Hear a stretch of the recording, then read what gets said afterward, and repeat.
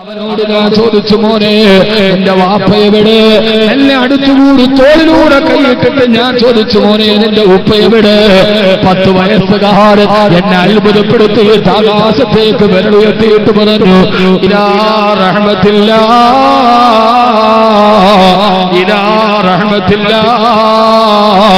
എന്റെ വാപ്പ അല്ലാഹുവിന്റെ റഹ്മത്തായ സ്വർഗത്തിലേക്ക് പോയി. കണ്ണ് നിറഞ്ഞു പോയി 10 വയസ്സുകാരന്റെ മറുപടി, എന്റെ വാപ്പ മരിച്ചെന്നല്ല, എന്റെ വാപ്പ അല്ലാഹുവിന്റെ റഹ്മത്തിലേക്ക് പോയി. കുഞ്ഞുമോനെ നിന്റെ ഉമ്മ എവിടെ? എന്റെ ഉമ്മ ഇലാ മഅബി. എന്റെ വാപ്പ പോയ സ്വർഗത്തിലേക്ക് എന്റെ ഉമ്മയും പോയി. എന്റെ വാപ്പയെയും ഉമ്മയെയും ഈ കാമാലികൾ കൊന്നുകളഞ്ഞു. AK-47 ചൂണ്ടി നിൽക്കുന്ന ഇസ്രായേൽ പട്ടാളക്കാരന്റെ മുഖത്തേക്ക് വിരൽ ചൂണ്ടിയിട്ട് റോഡിന്റെ മറുഭാഗത്ത് നിൽക്കുന്നവനെ രോഷത്തോടെ വിരൽ ചൂണ്ടിയിട്ട് അവൻ പറഞ്ഞു, ഇവരെന്റെ ഉമ്മയെയും ഉപ്പയെയും കൊന്നുകളഞ്ഞു. എന്റെ 2 സഹോദരങ്ങളെ ജയിലിൽ പിടിച്ചിട്ടു. ഇനി ഇവര് പുറം ലോകം കാണില്ല. ഞാനിവിടെ ഫലസ്തീനിൽ ഒറ്റക്കാട്. 10 വയസ്സുകാരനായ ബാലന്റെ കഥന കേട്ടപ്പോ ഞാൻ അവന്റെ തോളിലൂടെ കൈയിട്ടിട്ട് എന്റെ ഒരു അഹങ്കാരമായിരിക്കാം അവനോട് പറഞ്ഞു, മോനെ ഫലസ്തീനിൽ നിനക്കാരുമില്ലല്ലോ, നീ എന്റെ കൂടെ ഇന്ത്യയിലേക്ക് വന്നാൽ നിന്നെ ഞാൻ പഠിപ്പിച്ചിട്ട് ഡോക്ടറാക്കാം, നിന്നെ ഞാൻ പഠിപ്പിച്ചിട്ട് എഞ്ചിനീയറാക്കാം. വരുന്നോ കുഞ്ഞ്? സ്നേഹത്തോടെ വിളിച്ചപ്പോ അവന്റെ ഭാവം മാറി. തോളത്തിട്ട എന്റെ വലത്തേക്ക് അവൻ ബലമായി തട്ടി മാറ്റിയിട്ട് എന്റെ മുഖത്തോട്ട് നോക്കിയിട്ടൊരു ചോദ്യം ചോദിച്ചു, നിന്റെ കൂടെ വന്നാൽ ഇന്ത്യയിൽ വന്നാൽ എഞ്ചിനീയർ ആവാനല്ലേ പറ്റൂ, ഡോക്ടർ ആവാനല്ലേ പറ്റൂ, നിന്റെ കൂടെ വന്നാൽ ഷഹീദാവാൻ പറ്റില്ലല്ലോ, നിന്റെ കൂടെ വന്നാൽ ഷഹീദാവാൻ പറ്റില്ലല്ലോ.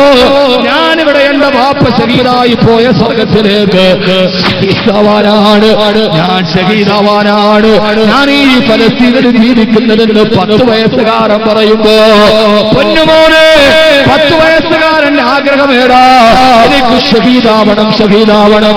അതുകൊണ്ട് സത്യമതത്തിന്റെ ദീനിലോട്ട് കടന്നു വന്നിട്ട് പ്രവാചകന്റെ വെളിച്ചത്തെ ആഗ്രഹിച്ച് സൗദി അറേബ്യയിലെ റിയാദിൽ ജീവിക്കുമ്പോ അറബ് സമൂഹത്തിന്റെ സംസ്കാരം കണ്ട് മതപരിവർത്തനമല്ല, ബലപ്രയോഗമല്ല. റിയാദിലെ ദീർഘകാലം ജോലി ചെയ്തപ്പോ അറബ് സമൂഹത്തിന്റെ സംസ്കാരം കണ്ട് തന്റെ കൂട്ടുകാരുടെ പെരുമാറ്റം കണ്ട് ഇസ്ലാമെന്ന പ്രകാശത്തിലോട്ട് കടന്നു വന്ന തിരൂരിലെ കൊടുങ്ങിയിലെ കൃഷ്ണൻ നായരുടെ മകൻ അനിൽകുമാർ ഫൈസലായി ജീവിതത്തിലേക്ക് വന്നപ്പോ റിയാദിൽ നിന്ന് മുസ്ലിമായി സുന്നത്തുണ്ടായി ജീവിതത്തിൽ നിട്ടയോടെ ജീവിച്ച് ഈ തിരൂരിലെ കൊടുങ്ങിയിൽ വന്ന് തന്റെ ഭാര്യയോടും മക്കളോടും ഇസ്ലാമിനെ കുറിച്ച് പറഞ്ഞപ്പോ ആ ഭാര്യയെയും മക്കളെയും ഇസ്ലാമിലേക്ക് കൊണ്ടുവന്ന് വെറും 2 വർഷം കൊണ്ടല്ലാതെ സ്വർഗത്തിന്റെ ഉടമയായി. റിയാദിലേക്ക് പോകാനിരുന്ന പാവപ്പെട്ട ഫൈസലിന് ഇരുട്ടിന്റെ മറവിലിരുന്ന് അവന്റെ കരുത്തിലെ കാഞ്ഞു വെട്ടിയിട്ട് കൊടൽമാല വെളിയിലോട്ടിറക്കിയ ബാലികന്മാരെ, വിശ്വാസിയെ നിനക്ക് വധിക്കാൻ കഴിയൂ, വിശ്വാസത്തെ വധിക്കാൻ കഴിയില്ല. അതുകൊണ്ട് മുത്തറസൂലിന്റെ ഈ സദസ്സിൽ ചിതഞ്ഞിരിഞ്ഞു പോയ 3 പൊന്നുമക്കളാണ് മോനെ. 2 വർഷം കൊണ്ട് അനിൽകുമാർ ഫൈസലായപ്പോ 2 വർഷം കൊണ്ട് അയാൾ മുസ്ലിമാക്കിയത് 4 പേരെയാ. തന്റെ 3 മക്കളെയും തന്റെ പ്രിയപ്പെട്ട ഭാര്യയെ 2 വർഷം കൊണ്ട് ഇസ്ലാമിലേക്ക് വന്ന് തന്റെ ഭാര്യയെയും മക്കളെയും ഇസ്ലാമിന്റെ സത്യപാതയിലെപ്പിച്ചിട്ട് ഇന്നലെ ആയിരക്കണക്കിന് ആളുകൾ ലാ ഇലാഹ ഇല്ലല്ലാഹ് എന്ന ഏകത്വത്തിന്റെ വചനം പറഞ്ഞിട്ട് കുടിഞ്ഞി പള്ളിയുടെ ഖബർസ്ഥാനിലേക്ക് ഖബറടക്കിയ ഫൈസലിന്റെ വെള്ളിപ്പെട്ടുന്ന പൊന്നു ഭാര്യ ജസ്നയോട് റസൂൽ സദസ്സിൽ പറയാ, നടന്നു പോകുന്ന വഴിയെ റസൂലിന്റെ നിയോഗം പറയുമ്പോ അല്ലാഹുവിന്റെ റസൂൽ നടന്നു പോകുന്ന വഴിയെ ഈ തപ്പന മരത്തില് തങ്ങളുടെ പൗരാണികമായ വിശ്വാസങ്ങളെ വലിച്ചെറിഞ്ഞിട്ട് മുസ്ലിമായപ്പോ ഈ തപ്പന മരത്തിൽ കെട്ടിയിട്ടിട്ട് ചാട്ടവാറിന്റെ അടിയേറ്റ് ശരീരത്തിലൂടെ രക്തം കണ്ടല്ലാ തുടങ്ങുമ്പോ രക്തത്തിൽ കുളിച്ചിട്ട് ഈ തപ്പന മരത്തിൽ കിടന്ന ഭാര്യയെയും ഭർത്താവിനെയും മകനെയും കണ്ടപ്പോ അവരോട് യാസിർ കുടുംബമേ ക്ഷമിക്കണേ, യാസിറിന്റെ കുടുംബമേ ക്ഷമിക്കണേ, നിങ്ങൾക്കാണ് പടച്ചറപ്പിന്റെ സ്വർഗമുള്ളത്. അവരോട് യാസർ കുടുംബത്തോട് മുത്ത് റസൂൽ പറഞ്ഞ ഈ തപ്പന മരത്തിൽ കെട്ടിയിടപ്പെട്ടിട്ട് ചാട്ടവാറിന്റെ പ്രഹരങ്ങളേറ്റ് പുതിയ സ്ഥാനത്തേക്ക് കൊണ്ടുവരക്കുമ്പോഴും വിചാരധാരയിൽ നിന്ന് ഒരൽപ്പം പോലും പിന്നോട്ട് വരാത്ത യാസറിന്റെ ഭാര്യയോട് പറഞ്ഞ ഒരേ ആശ്വാസത്തിന്റെ വാക്ക് ഇസ്ലാമിക സമൂഹത്തെ പ്രതിനിധീകരിച്ച് പറയാ, ഫൈസലിന്റെ പ്രിയപ്പെട്ട ഭാര്യ ജസന എന്ന പേര് സ്വീകരിച്ച പ്രിയപ്പെട്ട മുഅ്മിനത്തായ പെണ്ണിനോട് നാളെ 3 മക്കളെയും കെട്ടിപ്പിടിച്ചിട്ട് നീ സ്വർഗത്തിന്റെ മുമ്പിലെത്തുമ്പോ നിന്റെ കൈയും പിടിച്ചിട്ട് നിന്നെ സ്വർഗത്തിലേക്ക് കൊണ്ടുപോകാം. ഈ അടുത്ത സമയത്ത് ഫൈസൽ എന്ന അനിൽകുമാർ ഫൈസലായി. ഫൈസൽ പള്ളിയിലെ ഇമാമിനോട് പറഞ്ഞു പത്ര സന്തോഷത്തോട്, ഞാനിനി സ്വർഗത്തിലാ. ഇസ്ലാമിലേക്ക് വന്നപ്പോ നാട്ടുകാരും വീട്ടുകാരും എതിർത്ത് പല ആളുകൾ വധഭീഷണി മുടക്കിയപ്പോ ഫൈസൽ പള്ളിക്കലെ ഇമാമിനോട് പറഞ്ഞു, തന്നെ അവർ കൊന്നാലെന്താ, ഞാൻ അല്ലാഹുവിന്റെ സ്വർഗത്തിലല്ലേ, ഞാൻ അല്ലാഹുവിന്റെ സ്വർഗത്തിലല്ലേ. മുഅ്മിനീങ്ങളെ, 2 വർഷം കൊണ്ട് ഇസ്ലാമിലേക്ക് വന്നവന് സ്വർഗം ഉറപ്പിച്ചിട്ട് ഷഹീദായി മരിക്കാൻ കിടന്നുവെങ്കിൽ അല്ലാഹുവേ, അല്ലാഹുവേ, പരമ്പരാഗത മുസ്ലിമീങ്ങളായി നാം ഇവിടെ ജീവിച്ചിട്ട് നമുക്കൊരു സ്വർഗം ഉറപ്പിച്ചിട്ട് മരിക്കാൻ കഴിയുമോ? ഉത്തരസൂരിന്റെ നിയോഗത്തെ കുറിച്ച് പറയുമ്പോ ആ സ്വർഗലോകത്തോട്ട് കടന്നു പോകാൻ ഫൈസലിന്റെ കുടുംബത്തിന്റെ സങ്കടത്തിൽ നമുക്കും പങ്കാളികളാവാ. അല്ലാഹുവേ, ഷഹീദ് യാസറിനെ കൊടുത്ത തിരൂരിൽ 40 പേരെ മുസ്ലിമാക്കുണ്ട്. റോഡിലൂടെ നടന്നു പോകുമ്പോ തന്റെ വീട്ടിലേക്ക് കഞ്ഞിവെള്ളം ചോദിച്ചു വന്നവന് ഇസ്ലാം പറഞ്ഞ് മുസ്ലിമാക്ക് കൊടുത്ത തിരൂരിലെ യാസറിന് വഴിയരികിലേക്ക് നിഷ്ഠൂരമായി കൊത്തിവെട്ടിക്കൊന്നവർക്ക് നീതിപീഠം വെറുതെ വിട്ടപ്പോ അവർക്ക് ആവേശമായി ആരെ കൊന്നാലും നീതിപീഠത്തിന് രക്ഷപ്പെടാമെന്ന അവസ്ഥ വന്നപ്പോ തിരൂരിന് നഷ്ടപ്പെട്ടത് ഫൈസലിനെയാണ്.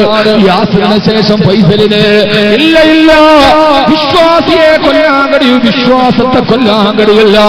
ഇത് റോമയുടെ മുകളിൽ കയറിയ വിശ്വാസമാണ്, ഇത് കിസയെ തകർത്ത വിശ്വാസമാണ്. അതുകൊണ്ട് സഹോദരങ്ങളെ, ആരായി മാറുക? സുന്നത്തിന്റെ പേര് മുസ്തഫ ഹബീബായ നബി തങ്ങളുടെ സുന്നത്തിലൂടെ നടക്കുക. ഏറ്റവും നല്ല നേതാവായി, ഏറ്റവും നല്ല ഭർത്താവായി, ഏറ്റവും നല്ല മകനായി. അല്ലാഹുവേ, അല്ലാഹുവേ, ഞങ്ങളെ നീ ആ ജീവിതത്തിന്റെ മുഖ്യപ്രവാചകന്റെ ജീവിതത്തിന്റെ ദർശനത്തിലൂടെ നിങ്ങളെ നടത്തണേ അല്ലാഹുവേ, അല്ലാഹുവേ, ഞങ്ങളെ ആ ജീവിതത്തിൽ നീ നടത്തണേ ആ നിയോഗമാർക്കൊക്കെ റസൂലിന്റെ കുടുംബം പട്ടിണിയിലായി. അല്ലാഹു നമുക്ക് ബോധം തരട്ടെ, അല്ലാഹു ബോധം തരട്ടെ. ആമീൻ പറ. സമയായോ? സമയായോ? അതാണ് എല്ലാവരും ഉണ്ടായിരിക്കുന്നത്. നമുക്ക് നിർത്താൻ അല്ലാഹു നമുക്ക് തൗഫീഖ് നൽകി. ഒരു കാര്യം പറഞ്ഞു, ഒരു വിഷയം പറയുമ്പോൾ ഒരു തലങ്ങളിലേക്ക് പോകണം. അല്ലാഹു നമുക്ക് പ്രയോജനം തരട്ടെ. ആമീൻ പറ മനുഷ്യന്മാരെ. അല്ലാഹു നമുക്ക് പ്രയോജനം നൽകട്ടെ. അല്ലാഹു നമുക്ക് പ്രയോജനം നൽകി അനുഗ്രഹിക്കുമാറാകട്ടെ. ആദരവായ പ്രവാചകൻ നബി മുഹമ്മദ് മുസ്തഫ സലാത്തിലേക്ക് ആര് എഴുന്നേറ്റത്? നബിയങ്ങളുടെ ഇത് വാളിന്റെ സദസ്സല്ല. അവിടെ നിന്ന് എഴുതിയാൽ പിന്നെ വലിയ പ്രശ്നമില്ല. ഇത് നബിയങ്ങളുടെ സലാത്തിന്റെ സദസ്സാണ്. അവസാനം എഴുന്നേറ്റ് നിന്ന് നമുക്ക് സലാത്ത് ഇടണം, എന്നിട്ട് പിരിയാവും. അല്ലാഹു സ്വീകരിക്കട്ടെ. വലിയ അവസരങ്ങളൊക്കെ ഉസ്താദന്മാരൊക്കെ കയറ്റി ഉസ്താദാണ് എനിക്ക് വെള്ളം എടുത്ത് തരണം. അള്ളാഹുവിന്റെ ബറക്കത്ത് തരട്ടെ. യോഗ്യതയല്ല, അള്ളാഹുവിന്റെ ബറക്കത്ത് തരട്ടെ. മാ വസല മൻ വസല ഇല്ലാ ബിൽ അദബ്. ഒരു പദവിയിൽ ഒരാൾ എത്തിയിട്ടുണ്ടെങ്കിൽ അത് അദബ് കൊണ്ട് ഉണ്ടായിട്ടുള്ളൂ. അള്ളാഹു നമുക്ക് അദബ് തരട്ടെ. എല്ലാവരും അവിടെ തന്നെ എനിക്ക് ഒരു 10-15 മിനിറ്റ് ഉഷാവും. പതിനൊന്നായില്ലേ? ഞാൻ തമാശ ഒന്നും പറയാത്ത സദസ്സിന്റെ ഗൗരവം കൊണ്ട് ഇൻഷാ അല്ലാഹ് ഒരു 11 അള്ളാഹു സ്വീകരിക്കട്ടെ. ആമീൻ പറ. അള്ളാഹു സ്വീകരിക്കുമാറാകട്ടെ. അള്ളാഹു സ്വീകരിക്കുമാറാകട്ടെ. ആ നിയോഗത്തിന്റെ ഇപ്പൊ സമകാലീന സമൂഹമായിട്ട് നടക്കണ ഒരു കാര്യം മാത്രം പറഞ്ഞു ഇൻഷാ അല്ലാഹ് നമുക്ക് അവസാനിപ്പിക്കാം. ഇപ്പൊ എല്ലാവർക്കും സാമ്പത്തിക പ്രതിസന്ധിയാണ്. എന്ത് ചെയ്യണമെന്നറിയില്ല. പ്രത്യേകിച്ച് ഒരു കാസർഗോഡ് ജില്ലയാണ്. എല്ലാവരും ഒരു വലിയ ആരോപണമുണ്ട്. ഞാൻ ഒരർത്ഥത്തിൽ നോട്ട് നിരോധത്തെ അനുകൂലിക്കുന്നു, ഒരർത്ഥത്തിൽ കാണിച്ചത് ശുദ്ധ മണ്ടത്തരത് വേറെ കാര്യം. പക്ഷേ കാലാകാലങ്ങളായി കോഴിക്കോടെയും കാസർഗോഡെയും മാപ്പിളമാരുടെ മച്ചിലും വേപ്പുറത്തും കട്ടിലിന്റെ അടിയിലും കുറെ കള്ളപ്പണം ഉണ്ടെന്ന് ആളുകൾ പറഞ്ഞിട്ടുണ്ട്. ഇപ്പൊ ഏതായാലും എല്ലാവരും ബാങ്ക് ഇട്ടല്ലോ, അപ്പൊ അറിയാം ആരുടെ കയ്യിലുണ്ടായിരുന്നു. കുറെ നാളായി ന്യൂനപക്ഷ സമൂഹത്തെ ഭീതിപ്പെടുത്താണ്. അവരെ കട്ടിലിന്റെ കീഴെയും അവരെ മച്ചിന്റെ മുകളിലൊക്കെ കള്ളപ്പണമുണ്ട്, പാകിസ്ഥാനിൽ നിന്ന് വന്ന ഹവാലയുണ്ട്. ഇപ്പൊ ഏതെല്ലാവരും ബാങ്കിൽ കൊണ്ടിട്ടല്ലോ. ഇനി അറിയാം കണക്ക് വരട്ടെ ആരുടെ കയ്യിലാണ് ഉള്ളത് എന്ന് നമുക്ക് കൃത്യമായിട്ടറിയാം. ചില മണ്ടത്തരം നമുക്കൊരു ആശ്വാസവുമാണ്. അള്ളാഹു നമുക്ക് തൗഫീഖ് നൽകി അനുഗ്രഹിക്കുമാറാകട്ടെ. ഈ അവസ്ഥയിൽ ഞാൻ ഓർമ്മിപ്പിക്കുകയാണ്, അള്ളാഹുവിന്റെ റസൂലിന്റെ സുന്നത്തിനെ വിട്ടുകളയരുത്. എന്താ നബി തങ്ങൾ നമുക്ക് പഠിപ്പിച്ചു തന്നത്? ഇൻഷാ അല്ലാഹ് നാളെ വഫാത്താണ്, അതിനോടനുബന്ധിച്ച് ഇതിന്റെ ബാക്കി കൂടെ ഞാൻ പറയാം. അള്ളാഹു സ്വീകരിക്കട്ടെ. ഇന്ന് ആദരവായ പ്രവാചകൻ നബി മുഹമ്മദ് മുസ്തഫ, നിങ്ങളെന്താ മടുത്തുപോയോ? മടുത്തോ? നാളെ ഇൻഷാ അല്ലാഹ് ഈ സദസ്സൊരു അല്പം കൂടെ കയറ്റിയിടും. ഇത്രയും ദൂരം വന്നാൽ പറ്റൂല, എനിക്ക് തീരെ പറ്റൂല. നാളെ ഇൻഷാ അല്ലാഹ് നമ്മുടെ സമാപന സദസ്സാണ്ട് ഇതിന് ആളുണ്ടാവും. ഏതായാലും അൽഹംദുലില്ലാഹ് മഗ്രിബ് കഴിഞ്ഞു വന്ന ആളുകളാണ്. 11 മണി വരെ ഒരാളും അനങ്ങിയിട്ടില്ല. അതിനൊരു വലിയ ഖൈറാണ്. നാളെ 7 മണിക്ക്, എത്ര മണിക്ക് നിങ്ങൾ പറ, എന്നാലും മനസ്സിൽ 7 മണിക്ക് ലാ യസീദു വലാ യൻഖുസ്. പണ്ടാരോ വന്നാലും മരിച്ചാലും മരിച്ചില്ലെങ്കിൽ അസർ നടക്കുമെന്ന് വന്നാലും വന്നില്ലെങ്കിൽ 7 മണിക്ക് തുടങ്ങും. ഒരൊറ്റ കാര്യം എന്റെ പ്രിയപ്പെട്ട സഹോദരിമാരോട്, ഈ ഒരു സാഹചര്യത്തിൽ വലിയ പ്രശ്നത്തിൽ നിൽക്കുമ്പോൾ മുത്തറസൂല് പറഞ്ഞൊരു കാര്യമുണ്ട് സല്ലല്ലാഹു അലൈഹി വസല്ലം. നമ്മളൊരു വലിയ പ്രതിസന്ധിയില, എന്ത് ചെയ്യണമെന്നറിയില്ല. സാമ്പത്തിക പ്രതിസന്ധി രൂക്ഷമാണ് ഗൾഫിൽ. അല്ലാഹു ആ പാവപ്പെട്ട പ്രവാസികളെ കാക്കട്ടെ. MFIPയുടെ ലൈവിലൂടെ ആയിരക്കണക്കിന് പ്രവാസികൾ പ്രസംഗിപ്പ് ലൈവായിട്ട് കേൾക്കുന്നുണ്ട്. അല്ലാഹു ആ സാധുക്കളെ കാക്കട്ടെ. ഇപ്പൊ ആമീൻ പറഞ്ഞു. അവനാന്റെ ഭർത്താവിന് ഗൾഫിന്റെ കാര്യം വന്നപ്പോ എല്ലാവർക്കും ആമീൻ ഉണ്ടായി. ഇതാണ് പ്രധാനപ്പെട്ട കാര്യം. ഇതുവരെ ഒരു ആമീനും പറയാത്തവര് ഗൾഫിൽ അല്ലാഹു ബറക്കത്ത് കൊടുക്കട്ടെ, ആമീൻ. എന്താ എന്റെ മാപ്പിള എവിടെയുണ്ട്? അള്ളാഹു നമ്മളെല്ലാവരെയും കാക്കട്ടെ. പാവപ്പെട്ട ഗൾഫുകാരൻ ഇപ്പൊ വാട്സപ്പിൽ ഒരു മെസ്സേജ് വന്നു. ആദ്യമായിട്ടാണ് ഗൾഫിൽ പോയിട്ട് ഭാര്യ ഉമ്മായും വിളിച്ചിട്ട് പൈസ അയക്കല്ലേ എന്ന് പറഞ്ഞു.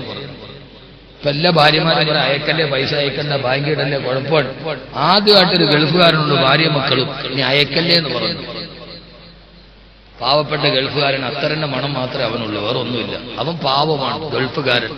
1000 റിയാൽ വീട്ടിലേക്ക് അയക്കാൻ വേണ്ടി അവൻ കൈ പിടിച്ചുകൊണ്ട് വരുമ്പോ ടാക്സി വിളിക്കും. അപ്പൊ പറയാം 10 റിയാൽ 10 റിയാൽ.